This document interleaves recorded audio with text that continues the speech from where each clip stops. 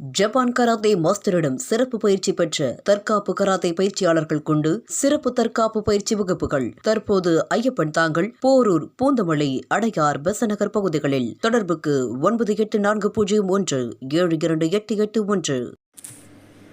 குளித்தலை அருகே ஐயர்மலை ரத்தினகிரீஸ்வரர் கோவிலில் மனித கழிவுகளுடன் கலந்து கழிவுநீர் சாலையில் செல்லும் அவலம். பக்தர்கள் முகத்தை மூடிக்கொண்டு நடக்கும் அவலம். தெப்பக்குளத்தில் கலந்து துர்நாற்றம் வீசுவதாக பக்தர்கள் குற்றச்சாட்டு. கண்டுகொள்ளாத இந்து சமய அறநிலைத்துறை. கரூர் மாவட்டம் குளித்தலை அருகே ஐயர்மலையில் புகழ்பெற்ற ஸ்ரீ ரத்தினகிரீஸ்வரர் ஆலயம் அமைந்துள்ளது.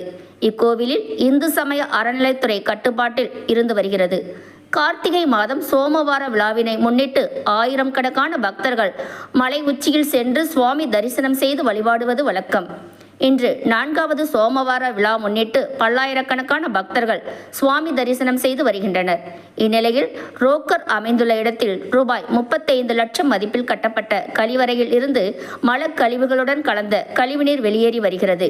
இந்த கழிவுநீர் கோயிலுக்கு வரும் பக்தர்கள் செல்லும் சாலையில் குறுக்கே சென்று அருகே உள்ள தெப்பக்குளத்தில் கலக்கிறது. கோவிலுக்கு வரும் பக்தர்கள் இந்த கழிவுநீரை மிதித்துதான் சென்று வருகின்றனர். மேலும் கழிவுநீர் தெப்பக்குளத்தில் கலப்பதால் துர்நாற்றம் வீசி வருவதாகவும் பக்தர்கள் குற்றம் சாட்டுகின்றனர்.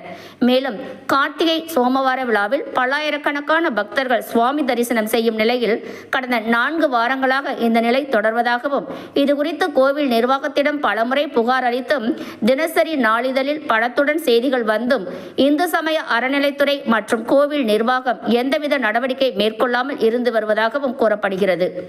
மனித உரிமை டிவி செய்திகளுக்காக குளித்தலை செய்தியாளர் வீர தியாகராஜன், செய்தி வாசிப்பாளர் ஆர் கீதா. இதுபோல் அனைத்து செய்திகளையும் காண மனித உரிமை டிவி சேனலை தவறாமல் பார்க்கவும்.